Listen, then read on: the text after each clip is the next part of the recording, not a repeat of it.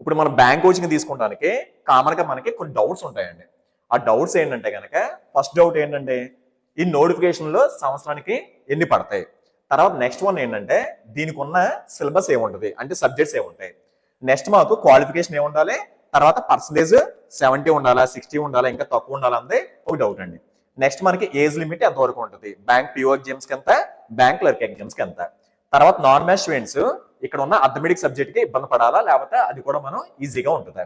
తర్వాత నేను ఒక యావరేజ్ స్టూడెంట్ని, నాకు జాబ్ రావడానికి ఛాన్సెస్ ఉన్నాయా లేదా, లేకపోతే నాకు మధ్యలో ఏదో స్టడీ గ్యాప్ వచ్చింది, అది ఇంటర్ అయిపోయిన తర్వాత 1 year, లేకపోతే నాకు డిగ్రీ 4 years పట్టింది, లేకపోతే బీటెక్ 5 years పట్టింది, ఆ స్టడీ గ్యాప్ ఉన్న వాళ్ళు ఎగ్జామ్ రాయచ్చా లేదా, లేకపోతే నేను 5 years స్టూడెంట్ని ఈ ఎగ్జామ్ రాయడానికి ఎలిజిబిలిటీ ఉందా లేదా.